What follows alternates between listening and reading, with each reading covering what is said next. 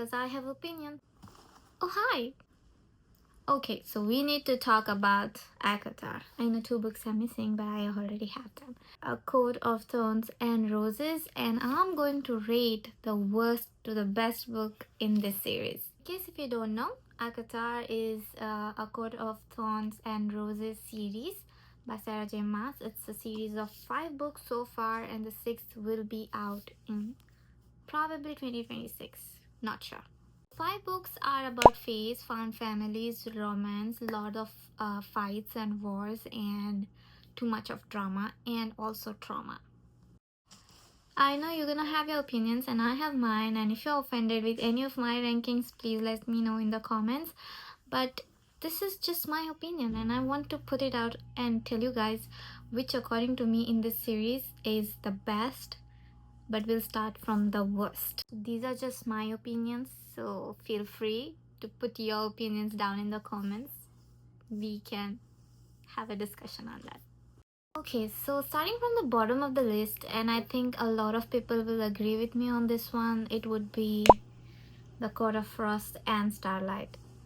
Now, as much as I want to love this book, it's not really that it's a bad book. Look at this. This was just a bonus book that was released, and yeah, it's like you can see frost. It's all about winter, and it's like a happy dappy kind of a book. All happy, just a perception of Feyre, of seeing buying gifts and everything almost happy. It's not a story. It's just after all the trauma they went through, she's having happy moments, family moments. I mean, if this story comes up, I would love to read this, but in the series, this is just a bonus book, I would say. Just a bonus book. So this will be at the bottom because it doesn't have that storyline that you would see in books, that you would actually spend $10 to buy a book. So yeah, this is just a bonus book. If you skip this, it's also not a problem, but you wouldn't want to skip it because it's a happy book. Now this is where I might lose some of you. Maybe this was actually a bottom for some of y'all, but for me it's number 4 will be The Court of The Court of Silver Flames. This itself can be read as a standalone book, honestly, but if you want like a brief concept of the series, then you have to read the first books and then come to this. This is the last book in the series, and this is Nesta's story. So if you have not read the books, you will not probably know who is Nesta, but it is one of the characters, and this is her story. So the whole series started with Feyre, Rhysand and Tamlin. So we get so lost with them that it's very difficult to adjust to a solo story. But then again, the 6th book which will be coming will also be a solo story on somebody, I believe. We are not sure yet of whose the story is going to be, but yeah, for some reason it was so disconnected from the books that this either has to be at the bottom or has to be your favorite book, because it's a really nice story, and I can say the book is too big. Like until you reach till this part of the book, you are not even sure why the book was made, and you're just pushing yourself to just finish that off. So yeah. So long story short, this is too big of a book. Unnecessary pages. I feel maybe at least 200 pages in this book are extra, like you didn't even need that part of the story. So yeah, this will actually be at the bottom, but just because this book doesn't really have anything in it, it's just a happy book, so I kept this in the bottom, and then for me will be this book. But whereas this is the last book, so yeah, that would be my 5th book. That would be the 4th worst book, or maybe the best. You can take it in any way. Now coming in at number 3 is the OG book. It's The Court of Thorns and Roses. For me, this will be the number 3 in the series, because now come on, we all know this is where it all started. The first book in the series is this one, and this is where everything started.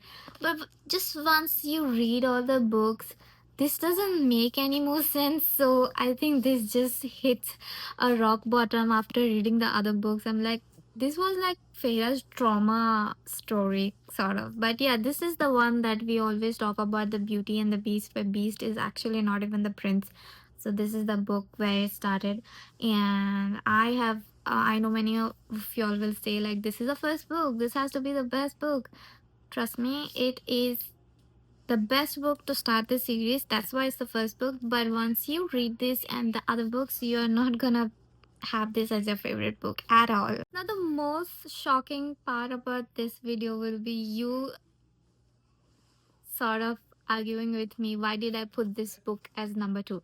So this is the book that I feel Mist and Fury is number two, because listen to me, listen to me. I know you can say whatever you want to say in the comments. I will read you out and I will reply to you all, guys. But this is the book where both of them met. So Risen and Farah actually, this is a very dramatic book. Okay, I did not want to put it at number two, but listen to me, to my situation here. This book is love. Okay, I fell in love with this book. I can read this book 2 or 3 times more. Okay, after that I'll need a break for at least 2 or 3 years to read it back again. But this is a reread. This is definitely a reread, but not number one. So as I said, this book is too perfect, but better than this is the one that I put on the number one slot, and that would be The Court of Wings and Ruin. Now hear me out. This book has literally everything from love, story, politics, war, and the big, finding powers, a lot of magic and everything. So I feel this book has to be on number one because it gives you almost everything that you need in the series. This book is a little big, but is absolutely perfect when it comes to story. So yeah, this is where you will actually find out more about Nesta, is the one I told you about, Silver Flames, and you will actually know then that the actual story of this couple starts in and sort of ends in these two books. It's like you will see a little here and there in the remaining books, but the story is mostly in these two books. So that's the reason why this will be number one, because it's the most beautiful part after every struggle they went through this. So that would be my take on the ranking of these books, but I definitely want you guys to give me your ranking on this series. And also we are going to have the sixth book that is set to be coming in 2026. We are not sure, so let's see. I think it's going to be on another character, but it's so nice that we are going to have a little bit of them in another book. So that would be cherry on the cake, you can say. I think this couple is the reason why the whole series is absolutely famous.